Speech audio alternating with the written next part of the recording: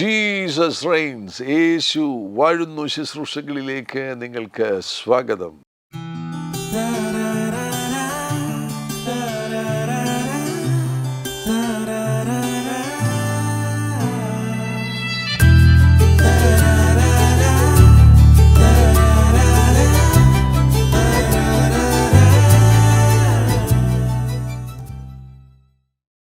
നിങ്ങൾ ബന്ധിക്കപ്പെട്ടവരാകുന്നുവോ?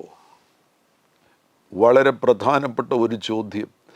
ബന്ധനങ്ങളെക്കുറിച്ചുള്ള ഒരു ചോദ്യം ഇങ്ങനെയുള്ള ഒരു പ്രക്ഷേപണത്തിൽ അപ്രസക്തമാകുന്നുവല്ലോ എന്ന് നിങ്ങൾ ചിന്തിക്കുന്നുണ്ടായിരിക്കും. ശരിയാണ്. യേശുക്രിസ്തുവിൽ വിശ്വസിക്കുന്ന ഒരു ദൈവവൈതലിനെ സംബന്ധിച്ചിടത്തോളം ബന്ധിക്കപ്പെട്ടൊരു ജീവിതം ഒരിക്കലും നയിക്കേണ്ട കാര്യമില്ല. അങ്ങനെ ഒരു അവസ്ഥ വരേണ്ട കാര്യമില്ല. കർത്താവ് നമ്മളെ സ്വാതന്ത്ര്യത്തിനായിട്ടാകുന്നുവല്ലോ വിളിച്ചിരിക്കുന്നത്. അവിടുന്ന് നമ്മെ സ്വതന്ത്രരാക്കിയിരിക്കുകയാണ്. യേശുക്രിസ്തുവിൽ വിശ്വസിക്കുന്നവർ സ്വതന്ത്രരാകുന്നു.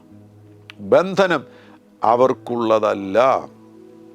യേശു തന്നെ പറയുന്നുണ്ട്, യോഹന്നാന്റെ സുവിശേഷം 8-ാമത്തെ അധ്യായം 31 മുതലുള്ള വാക്യങ്ങളിൽ, എൻ്റെ വചനത്തിൽ നിലനിൽക്കുന്നു എങ്കിൽ നിങ്ങൾ വാസ്തവമായി എൻ്റെ ശിഷ്യന്മാരായി സത്യം അറിയുകയും സത്യം നിങ്ങളെ സ്വതന്ത്രരാക്കുകയും ചെയ്യും. സത്യം അറിയുകയും സത്യം നിങ്ങളെ സ്വതന്ത്രരാക്കുകയും ചെയ്യും. അതിൻ്റെ 36-ാമത്തെ വാക്യത്തിൽ യേശു പറഞ്ഞു, പുത്രൻ നിങ്ങൾക്ക് സ്വാതന്ത്ര്യം വരുത്തിയാൽ നിങ്ങൾ സാക്ഷാൽ സ്വതന്ത്രരാകുന്നു. പുത്രൻ നിങ്ങൾക്ക് സ്വാതന്ത്ര്യം വരുത്തിയാൽ നിങ്ങൾ സാക്ഷാൽ സ്വതന്ത്രരാകുന്നു. അത്ഭുതകരമല്ലേ? ആ സ്വാതന്ത്ര്യത്തിൽ ജീവിക്കുവാൻ വേണ്ടിയാണ് കർത്താവ് നമ്മെ വിളിച്ചിരിക്കുന്നത്. ഗലാത്യ ലേഖനം അതിൻ്റെ 5-ാമത്തെ അധ്യായം 1-ാം വാക്യത്തിൽ പൗലോസ് പറയുന്നു, സ്വാതന്ത്ര്യത്തിനായിട്ട് ക്രിസ്തു നമ്മെ സ്വതന്ത്രരാക്കി. ആകയാൽ അതിൽ ഉറച്ചു നിൽപ്പീൻ, അടിമനുകത്തിൽ പിന്നെയും കുടുങ്ങിപ്പോകരുത്. ഒരാൾ ബന്ധിക്കപ്പെട്ടു എന്ന് പറയുമ്പോൾ, ബന്ധനമുണ്ട് എന്ന് പറയുമ്പോൾ രണ്ട് കാര്യങ്ങൾ വളരെ വ്യക്തമാകുന്നു. അവിടെ അതിൻ്റെ പിന്നിലൊരു പിശാചുണ്ട്. പിശാചില്ലാതെ ഒരു വ്യക്തിയെ ആർക്കും ബന്ധിക്കുവാൻ കഴിയത്തില്ല. ബന്ധനമെന്ന് പറയുമ്പോൾ മറ്റൊരു പ്രധാനപ്പെട്ട കാര്യം അതിൽ നിന്ന് മനസ്സിലാക്കുവാൻ കഴിയുന്നത്, ആ വ്യക്തി അടിമയായി തീർന്നിരിക്കുന്നു. എന്തോ കാര്യം ആ വ്യക്തിയെ പിടിച്ചടക്കിയിരിക്കുകയാണ്. എന്തിനോ ആ വ്യക്തി ഒരു സ്ലേവായി തീർന്നിരിക്കുന്നു, അടിമയായി തീർന്നിരിക്കുന്നു. ആ വ്യക്തിക്ക് തനിയെ ഒന്നും ചെയ്യുവാൻ കഴിയത്തില്ല. തനിക്കുള്ള സ്വാതന്ത്ര്യം നഷ്ടപ്പെട്ടിരിക്കുകയാണ്. അതാണ് ബന്ധനമെന്ന് പറയുന്നത്. അങ്ങനെയുള്ള ഒരവസ്ഥയുണ്ടോ? ആരെങ്കിലും അത്തരത്തിലുള്ള ഒരു സാഹചര്യത്തിലൂടെ കടന്നു പോകുന്നുണ്ടോ? പരിശോധനയ്ക്ക് വിധേയമാകണം. അതിനുവേണ്ടി ചില അടയാളങ്ങൾ ഞാൻ പറയാം. നിങ്ങൾ യേശുക്രിസ്തുവിൽ വിശ്വസിച്ചു, വിശ്വാസ സ്നാനം സ്വീകരിച്ചു, പരിശുദ്ധാത്മാഭിഷേകം പ്രാപിച്ചു, നിങ്ങൾ മുന്നോട്ട് പോകുന്ന സന്ദർഭത്തിൽ ഇതാ നിങ്ങൾക്ക് തന്നെ മനസ്സിലാകുന്നു എന്തൊക്കെയോ കുഴപ്പങ്ങൾ വന്നിരിക്കുകയാണ്. ഞാനിപ്പോൾ പറഞ്ഞതുപോലെ ബന്ധനം എന്ന വാക്ക് അവിടെ ജീവിതത്തിൽ പ്രകടമാകുന്നത് പോലെ തോന്നുന്നു. അതിന് ചില അടയാളങ്ങൾ പറഞ്ഞു തരാം. ആ അടയാളങ്ങൾ അടിസ്ഥാനമാക്കി ഒരു പരിശോധന നടത്തി അതൊരു ബന്ധനമാണെന്നുണ്ടെങ്കിൽ അതിനെ പൊട്ടിക്കണം. യേശുക്രിസ്തുവിൻ നാമത്തിൽ അതിനെ തകർക്കണം. അതിൻ്റെ പിന്നിലുള്ള ദുരാത്മാവിനെ യേശുവിൻ നാമത്തിൽ പുറത്താക്കണം. ഞാൻ പറഞ്ഞല്ലോ, ദുരാത്മാവിൻ്റെ സ്വാധീനമില്ലാതെ ആരും ബന്ധിക്കപ്പെടുകയില്ല. ബന്ധനമെന്ന് പറയുമ്പോൾ തന്നെ അവിടെ പിശാചുണ്ട്. അതിനെ നിങ്ങൾ പുറത്താക്കണം. ആ ദുരാത്മാവിനെ പുറത്താക്കണം. ആ ബന്ധനത്തെ തകർക്കണം. ആ അടിമത്വത്തിൽ നിന്ന് പുറത്തു വരണം. ഇവിടെ ഈ വാക്യം വളരെ പ്രസക്തമാണ്. ഹോശിയ പ്രവാചകന്റെ പുസ്തകം 4-ാമത്തെ അധ്യായം 6-ാം വാക്യം. അനേകർക്ക് സംഭവിക്കുന്നത് ഇതാണ്, പരിജ്ഞാനമില്ലായകയാൽ എൻ്റെ ജനം നശിച്ചു പോകുന്നു. ഇതാണ് ദൈവമക്കൾക്ക് സംഭവിക്കുന്നത്. അവർ പല കാര്യങ്ങളും തിരിച്ചറിയുന്നില്ല.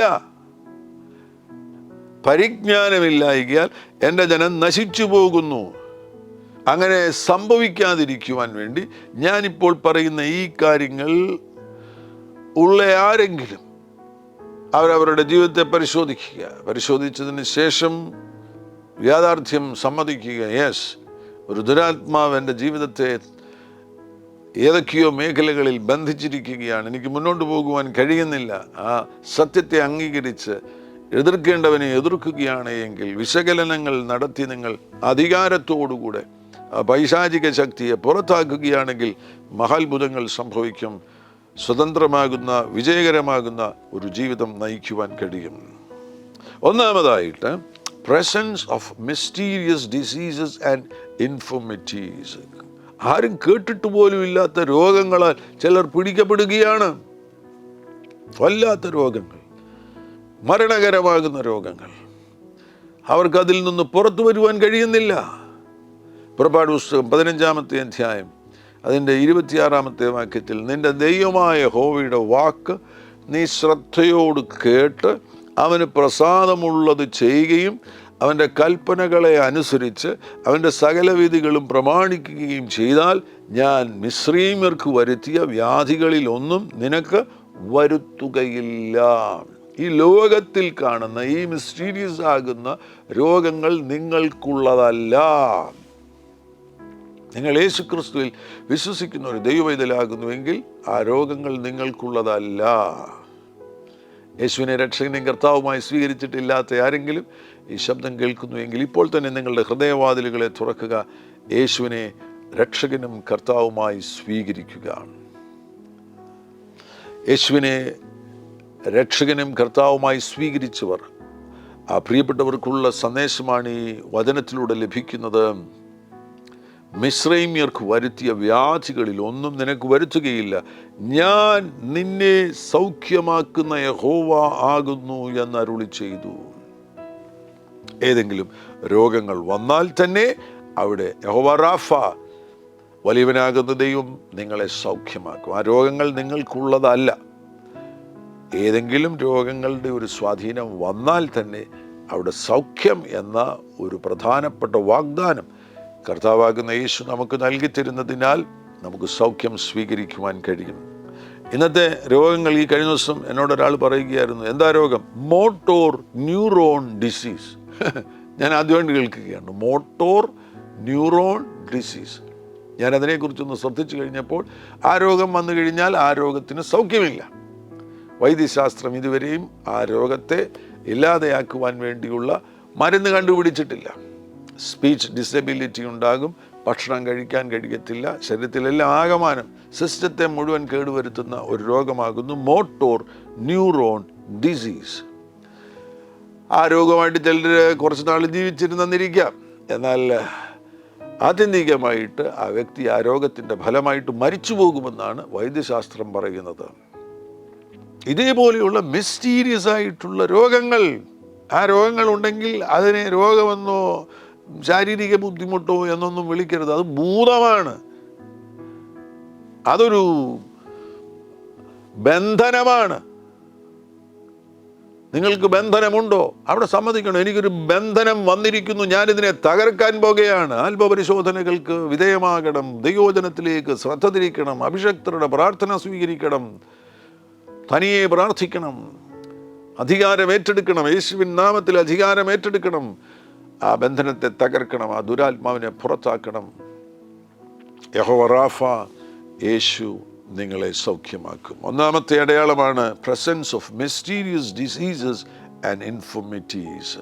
അതോടൊന്നിച്ച് തന്നെ ബ്ലഡ് ലൈൻ ഡിസീസസ്, മുൻ തലമുറകളിൽ ഉണ്ടായിരുന്ന രോഗങ്ങൾ അതേപോലെ നിങ്ങളിൽ വരികയാണെങ്കിൽ, നിങ്ങൾ രക്ഷിക്കപ്പെട്ടൊരു ദൈവവൈതൽ, പരിശുദ്ധാത്മാഭിഷേകം പ്രാപിച്ചിരിക്കുന്ന ഒരു ദൈവവൈതൽ, മുൻ തലമുറകളിൽ നിന്ന് വരുന്ന ബ്ലഡ് ലൈൻ ഡിസീസസ്, അതിൻ്റെ പിന്നിലൊരു ബന്ധനമുണ്ട്, അതിൻ്റെ പിന്നിലൊരു ഭൂതമുണ്ട്, പുറത്താക്കണം. യേശുവിൻ നാമത്തിൽ സൗഖ്യം സ്വീകരിക്കണം. മറ്റൊരു മേഖലയാണ്, ചിലർക്ക് അവർ രക്ഷിക്കപ്പെട്ടതിന് ശേഷവും ലൈംഗിക പാപങ്ങളിൽ നിന്ന് വിജയമില്ല. All kinds of sexual and immoral perversions. ലൈംഗിക പാപങ്ങളിൽ നിന്ന് വിജയമില്ല, വീണ്ടും വീണ്ടും ലൈംഗിക പാപങ്ങൾ ചെയ്യുകയാണ്. പാപത്തിൽ ജീവിക്കുന്നു, രക്ഷിക്കപ്പെട്ടു, സ്നാനപ്പെട്ടു, പരിശുദ്ധാത്മാഭിഷേകം പ്രാപിച്ചു, അതെല്ലാം കഴിഞ്ഞതിന് ശേഷവും ഇപ്പോഴും പാപത്തിൽ ജീവിക്കുകയാണ്. അത് തന്നെ വല്ലാത്ത പാപങ്ങൾ, വളരെ മോശമാകുന്ന പാപങ്ങൾ. ലേവ്യാപുസ്തകം 18-ാമത്തെ അധ്യായത്തിൽ ലൈംഗിക പാപങ്ങളെക്കുറിച്ച് ഒരുപാട് കാര്യങ്ങൾ അവിടെ പറഞ്ഞിട്ടുണ്ട്. അതേപോലെയുള്ള വളരെ മോശമായ പാപങ്ങൾ, ലൈംഗിക പാപങ്ങൾ ആവർത്തിച്ച് ചെയ്യുകയാണ്. ആവർത്തിച്ച് ചെയ്തതിന് ശേഷം പിന്നെ ആ കുറ്റബോധത്തിൽ ജീവിക്കുകയാണ്. ഇന്ന് ആധുനികമാകുന്ന ഈ സംവിധാനങ്ങളൊക്കെ ഉള്ളതിനാൽ അതിനകത്തെല്ലാം വീണ്ടും വീണ്ടും പാപത്തിൽ വീഴുന്നു. ഫോൺ എടുക്കുമ്പോൾ ഒന്ന് കണ്ടു, ഇനി കാണത്തില്ല എന്ന് തീരുമാനമെടുത്തു, പിന്നെയും അടുത്ത 2 ദിവസം കഴിയുമ്പോൾ വീണ്ടും അത് കാണുന്നു, പിന്നെയും തീരുമാനമെടുക്കുന്നു, ഞാനിനി കാണത്തില്ല. ഇദ്ദേഹത്തിന് നല്ലൊരു ജീവിതം നയിക്കണമെന്ന് ആഗ്രഹമുണ്ട്, വിശുദ്ധമാകുന്നൊരു ജീവിതം നയിക്കണമെന്ന് ആഗ്രഹമുണ്ട്, യേശുവിന് വേണ്ടി ജീവിക്കണമെന്ന് ആഗ്രഹമുണ്ട്.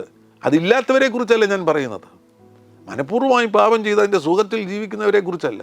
ചിലരുണ്ട്, പാപം ചെയ്യണ്ട, എനിക്ക് വിശുദ്ധമാകുന്നൊരു ജീവിതം നയിക്കണം, ഒരു ലൈംഗിക പാപവും വേണ്ട എന്ന് ചിന്തിക്കുന്നവരുണ്ട്. അവർ ഇതിനകത്ത് പിന്നെയും പിന്നെയും വീഴുകയാണെങ്കിൽ അതിൻ്റെ പിന്നിലൊരു ബന്ധനമുണ്ട്, ഒരു പിശാച് അവിടെയുണ്ട്. നിങ്ങൾക്കൊരു ഡെലിവറൻസ് മിനിസ്ട്രി, ഒരു വിടുതലിൻ്റെ ശുശ്രൂഷ ആവശ്യമാണെന്ന് മനസ്സിലാക്കുക. നിസ്സാരമായിട്ടത് കാണരുത്. അതിനെ നേരിടണം, അതിനെ കീഴ്പ്പെടുത്തണം, അതിനെ അതിജീവിക്കണം. ആവർത്തിച്ച് പുതിയ നിയമത്തിലും ഈ കാര്യങ്ങൾ കർത്താവിൻ്റെ ദാസൻ പൗലോസ് ദൈവജനത്തോട് പറയുന്നുണ്ട്. തെസ്സലോനിക്ക ലേഖനത്തിലേക്ക് പോവുകയാണെങ്കിൽ 4-ാമത്തെ അധ്യായം അതിൻ്റെ 3 മുതലുള്ള വാക്യങ്ങളിൽ, ദൈവത്തിൻ്റെ ഇഷ്ടമോ നിങ്ങളുടെ ശുദ്ധീകരണം തന്നെ, നിങ്ങൾ ദുർനടപ്പ് വിട്ടൊഴിഞ്ഞ്. ഇത് ദൈവമക്കളോടാണ് പറയുന്നത്. ദൈവമക്കളോട് പറയുകയാണ്, നിങ്ങൾ ദുർനടപ്പ് വിട്ടൊഴിഞ്ഞ് ഓരോരുത്തൻ ദൈവത്തെ അറിയാത്ത ജാതികളെ പോലെ കാമവികാരത്തിലല്ല, വിശുദ്ധീകരണത്തിലും മാനത്തിലും താൻ്റെ പാത്രത്തെ നേടിക്കൊള്ളട്ടെ. അപ്പോൾ ദൈവമക്കൾ ഈ ഭൂമിയിൽ ജീവിക്കുമ്പോൾ കാമവികാരങ്ങൾക്ക് കീഴ്പ്പെട്ട് ലോകമനുഷ്യരെ പോലെ ജീവിക്കരുത്. കുടുംബജീവിതത്തിലായിരിക്കുന്നവരും അമിതമാകുന്ന ലൈംഗിക അടിമത്വത്തിലേക്ക് പോകരുത്. മാത്രവുമല്ല, ഒരിക്കലും വ്യഭിചാരം, ഫോണിക്കേഷൻ, അഡൾട്ടറി, ഇത്തരത്തിലുള്ള പരസംഗം, ഇത്തരത്തിലുള്ള ഗുരുതരമാകുന്ന കാര്യങ്ങളിൽ പോയി വീഴരുത്. 1 തെസ്സലോനിക്കർ 4:6, ഈ കാര്യത്തിൽ ആരും അതിക്രമിക്കുകയും സഹോദരനെ ചതിക്കുകയും അരുത്. ഞങ്ങൾ നിങ്ങളോട് മുമ്പേ പറഞ്ഞതുപോലെ ഈ വകയ്ക്കൊക്കെയും പ്രതികാരം ചെയ്യുന്നവൻ കർത്താവല്ലോ. ദൈവം നമ്മെ അശുദ്ധിക്കല്ല വിശുദ്ധീകരണത്തിനത്രേ വിളിച്ചത്. ഇവിടെ ശ്രദ്ധിക്കണം, ഒരു പ്രധാനപ്പെട്ട കാര്യം ഞാൻ നിങ്ങൾക്ക് മുന്നറിയിപ്പ് നൽകുകയാണ്.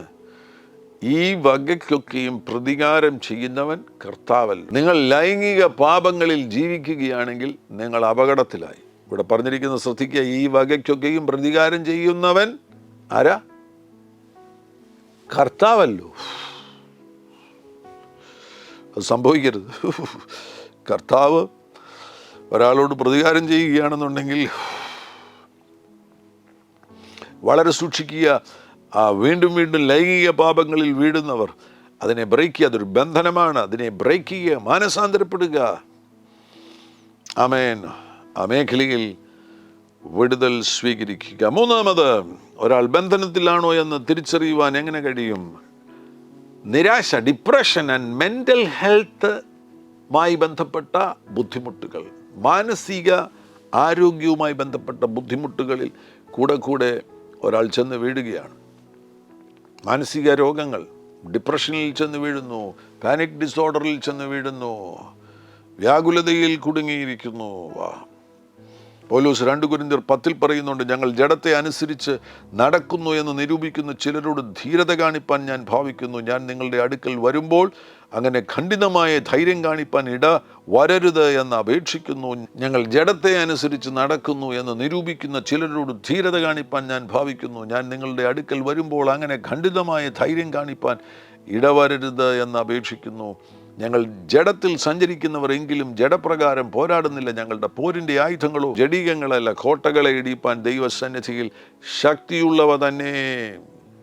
ഈ മനസ്സുമായി ബന്ധപ്പെട്ട രോഗങ്ങളിലൂടെ കടന്നു പോകുന്നവർ മനസ്സിലാക്കുക, അതിൻ്റെ പിന്നിൽ ദുരാത്മാക്കളുണ്ട്. അതൊരു ബന്ധനമാണ്. ഡിപ്രഷൻ ഒരു ബന്ധനമാകുന്നു. പാനിക് ഡിസോർഡർ ഒരു ബന്ധനമാകുന്നു. ആങ്സൈറ്റി ഡിസോർഡർ ഒരു ബന്ധനമാകുന്നു. ആത്മഹത്യാചിന്തകൾ ഒരു ബന്ധനമാകുന്നു. അതിൻ്റെ പിന്നിൽ ദുരാത്മാക്കളുണ്ട്. അതിനെ ബ്രേക്ക് ചെയ്യണം, അതിനെ തകർക്കണം, അതിനെ ഇല്ലാതെയാക്കി തീർക്കണം. ഞാൻ മുന്നോട്ട് പോകട്ടെ. മറ്റൊരടയാളം സ്തംഭനാവസ്ഥയും വൈകിപ്പിക്കലും, സ്റ്റാഗ്നേഷൻ ആൻഡ് ഡിലേസ്. നിങ്ങളുടെ ജീവിതത്തിൽ നിങ്ങളിപ്പോൾ ഒരു സ്തംഭനാവസ്ഥയിൽ എത്തിയിരിക്കുകയാണ്. ഒരു ചലനവുമില്ല, ഒരു പുരോഗതിയുമില്ല, ഒന്നും ചെയ്യാൻ കഴിയുന്നില്ല. മറ്റു ചിലർക്ക് വൈകിപ്പിക്കലുകൾ, എല്ലാ കാര്യങ്ങളും വൈകിപ്പോകുകയാണ്. കല്യാണം കഴിച്ച് 5 വർഷമായി കുഞ്ഞുങ്ങളില്ല, 35 വയസ്സായി വിവാഹം നടക്കുന്നില്ല, ഡിഗ്രി കഴിഞ്ഞു, പോസ്റ്റ് ഗ്രാജുവേഷൻ കഴിഞ്ഞു, പിന്നെ ഏതാണ്ടൊക്കെ പഠിച്ചു, ജോലിയില്ല, ഒത്തിരി പഠിച്ചു, ജോലി ലഭിക്കുന്നില്ല.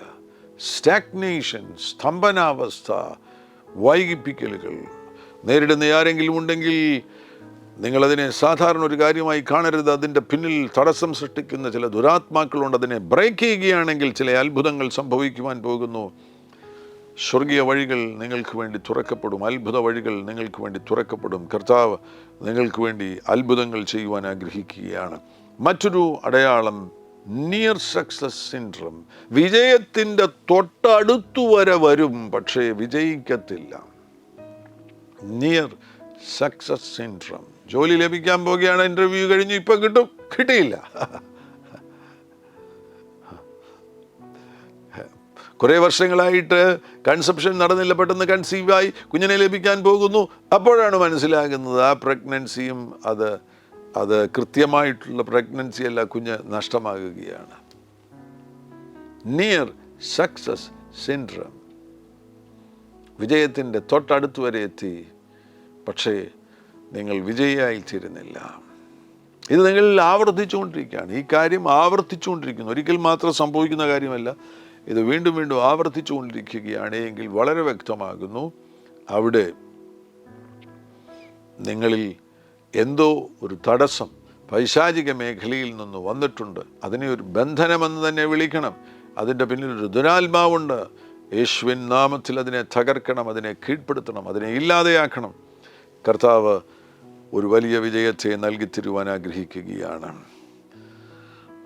മാത്രവുമല്ല, മറ്റൊരു പ്രധാനപ്പെട്ട അടയാളം, ഞാനിപ്പോൾ എന്തൊക്കെ കാര്യങ്ങൾ പറഞ്ഞു. Presence of mysterious diseases and infirmities. വല്ലാത്ത രോഗങ്ങളുടെ സാന്നിധ്യം, ബ്ലഡ് ലൈൻ ഡിസീസസിൻ്റെ സാന്നിധ്യം, അത് നൽകുന്ന സന്ദേശം എന്ന് പറയുന്നത് എവിടെയോ ബന്ധിക്കപ്പെട്ടിരിക്കുന്നു. ലൈംഗിക പാപങ്ങളിൽ നിന്ന് വിജയമില്ല, മാനസിക രോഗങ്ങളാൽ പിടിക്കപ്പെട്ടിരിക്കുന്നു, ഒരു സ്തംഭനാവസ്ഥയിലൂടെ കടന്നു പോകുന്നു, വൈകിപ്പിക്കലുകൾ സംഭവിക്കുന്നു. Near success syndrome. നിങ്ങൾ വിജയത്തിൻ്റെ അരികിൽ വരെ എത്തിച്ചേരുന്നു, പക്ഷേ വിജയിക്കുന്നില്ല. ഇനിയും മറ്റൊരു അടയാളം, വിജയിച്ചു, പക്ഷേ ആ വിജയം അധികകാലം നീണ്ടു നിന്നില്ല. Short lived success. വിജയിച്ചു, പക്ഷേ അധികകാലം കഴിയുന്നതിന് മുന്നമേ ആ വിജയം തകർന്നു പോവുകയാണ്. ഈ മേഖലകളിലൊക്കെ ചില പൈശാചിക ആക്രമണങ്ങളെ നമുക്ക് കണ്ടെത്തുവാൻ കഴിയുന്നുണ്ട്. ചിലരൊക്കെയുണ്ട്, പ്രഗ്നൻസി സമയത്ത് അവരൊരു ഡ്രീം കാണുന്നു, നെക്സ്റ്റ് മോർണിംഗ് മിസ്കാരേജ് ഉണ്ടാകുന്നു, വല്ലാത്ത എന്തോ ഒരു ശക്തി വരുന്നതായിട്ട് ഡ്രീം കാണുന്നു. ഇത്തരത്തിലുള്ള മേഖലകളെ തിരിച്ചറിഞ്ഞ് പ്രാർത്ഥനയിൽ അതിനെ കീഴ്പ്പെടുത്തണം. അവിടെയാണ് നിങ്ങളുടെ പ്രാർത്ഥനാ ജീവിതത്തിന് മാറ്റം സംഭവിക്കേണ്ടത്. 5 മിനിറ്റും 10 മിനിറ്റും 15 മിനിറ്റുമുള്ള പ്രാർത്ഥനകൾ മാറിയതിനു ശേഷം മണിക്കൂറുകൾ ദൈവസന്നിധിയിൽ ഇരിക്കണം.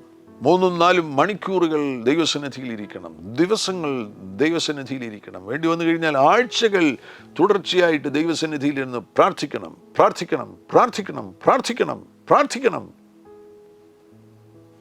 ഈ MBBS പഠിക്കുന്ന ഒരു വിദ്യാർത്ഥി അല്ലെങ്കിൽ പോസ്റ്റ് ഗ്രാജുവേഷന് പഠിക്കുന്ന ഒരു വിദ്യാർത്ഥി എത്ര മാസം തീവ്രമായി പഠിച്ച് പഠിച്ച് പഠിച്ച് പഠിച്ച് പഠിച്ച് പോയി എക്സാം എഴുതിയല്ലേ ജയിക്കുന്നത്.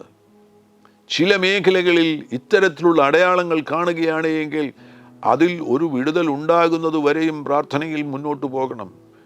പത്രോസ് തടവറയിലായിരുന്ന സന്ദർഭത്തിൽ സഭ ശ്രദ്ധയോടുകൂടെ പ്രാർത്ഥിച്ചു എന്നുവരെ, പത്രോസ് പുറത്തു വരുന്നത് വരെ.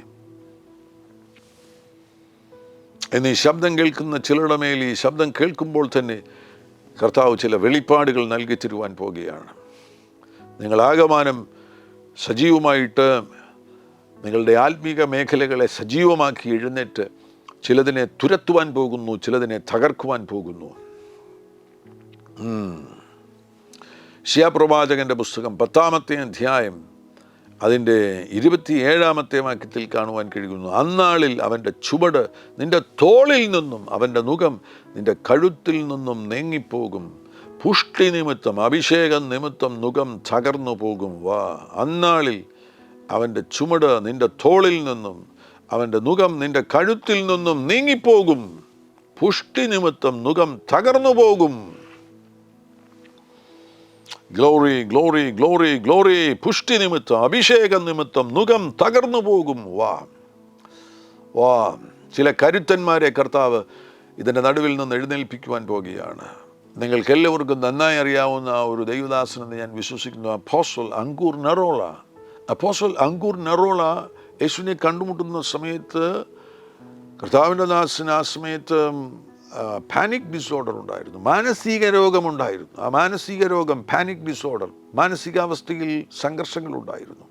പാനിക് ഡിസോർഡറിൽ നിന്നുള്ള വിടുതലിന് വേണ്ടിയാണ് യേശുവിൻ്റെ സന്നിധിയിലേക്ക് വന്നത്. യേശുവിൻ്റെ സന്നിധിയിലേക്ക് വന്നു കഴിഞ്ഞപ്പോൾ, യേശുവിനെ രക്ഷകനും കർത്താവുമായി സ്വീകരിച്ചു കഴിഞ്ഞപ്പോൾ ആ മേഖലയിൽ തനിക്ക് സ്വാതന്ത്ര്യം ലഭിച്ചു.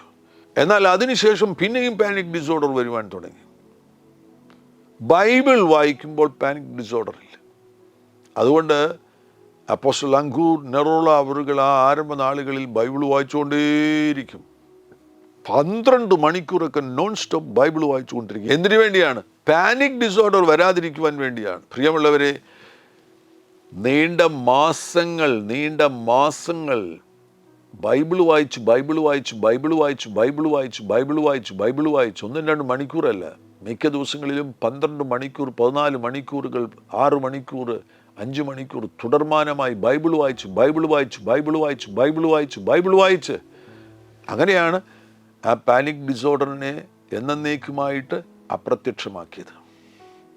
ഇന്ന് അതിശക്തമാകുന്ന ഡെലിവറൻസ് മിനിസ്ട്രിയിൽ അപ്പോസ്റ്റൽ അങ്കൂർ നെറോള പ്രയോജനപ്പെടുകയാണ്.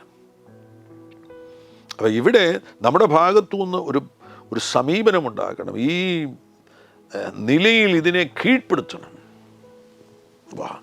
യെശയ്യാപ്രവാചകന്റെ പുസ്തകം 9-ാമത്തെ അധ്യായം 4-ാമത്തെ വാക്യം. അവൻ ചുമക്കുന്ന നുകവും അവൻ്റെ ചുമലിലെ കോലും അവനെ ദണ്ഡിപ്പിക്കുന്നവൻ്റെ വടിയും മിദ്യാന്റെ നാളിലെ പോലെ നീ ഓടിച്ചു കളഞ്ഞിരിക്കുന്നു. ഇന്ന് പകൽ യേശുവിൻ നാമത്തിൽ ഞാൻ ഓടിച്ചു കളയുകയാണ്. ആമേൻ. നഹൂം 1:13. ഇപ്പോഴോ ഞാൻ അവൻ്റെ നുകം നിന്റെ മേൽ നിന്ന് ഓടിച്ചു കളയും, നിന്റെ ബന്ധനങ്ങൾ അറുത്തു കളയുകയും ചെയ്യും. പ്രാർത്ഥിക്കാം. പരിശുദ്ധ പിതാവേ, യേശു ക്രിസ്തുവിൻ നാമത്തിൽ ഈ ശബ്ദം കേൾക്കുന്ന ഓരോരുത്തർക്കും അങ്ങയുടെ വചനം വെളിപ്പെട്ട് കിട്ടണമേ എന്ന് പ്രാർത്ഥിക്കുകയാണ്. അവരുടെ മേൽ സ്വാധീനം ചെലുത്തുന്ന സകല ബന്ധനങ്ങളെയും ഒടിച്ചു കളയുവാൻ കഴിയുന്ന നിലവാരത്തിൽ ഒരത്ഭുത സ്പർശനത്തെ അയക്കണമേ.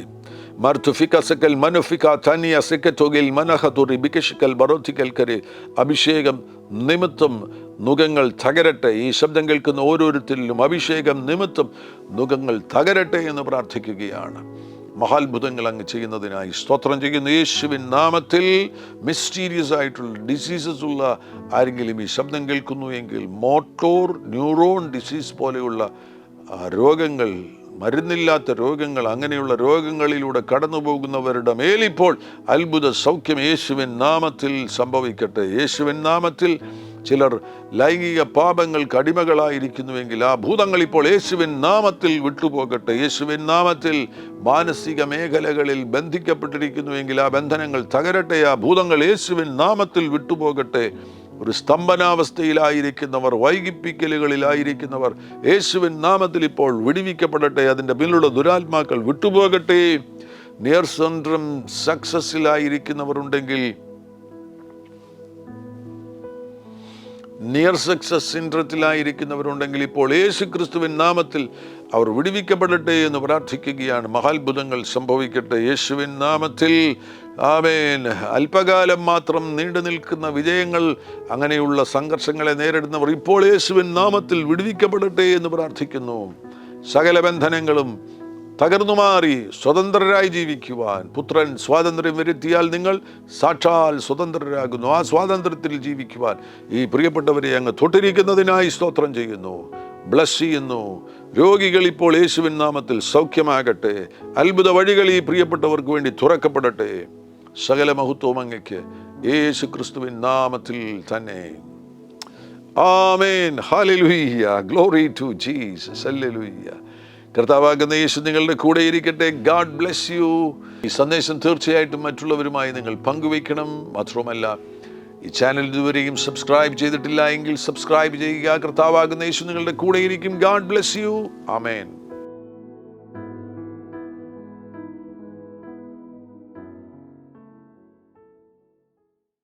എല്ലാ പ്രഭാതത്തിലും 3 മിനിറ്റ് നീണ്ടു നിൽക്കുന്ന ഒരു ചെറിയ സന്ദേശം വാട്സപ്പിൽ അയക്കുന്നുണ്ട്.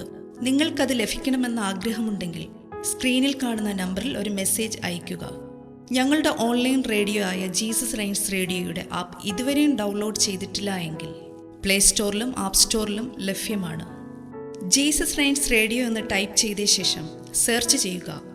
ആപ്പ് നിങ്ങൾ ഇപ്പോൾ തന്നെ ഡൗൺലോഡ് ചെയ്താലും. എല്ലാ പ്രഭാതത്തിലും 4 മണിക്ക് ടങ്സ് പ്രെയർ ഉണ്ടായിരിക്കുന്നതാണ്. നിങ്ങളുടെ ആത്മീയ വർധനവിനായി ദയവായി സൂമിൽ ജോയിൻ ചെയ്താലും. മീറ്റിംഗ് ID സ്ക്രീനിൽ നിങ്ങൾക്ക് ലഭ്യമാണ്.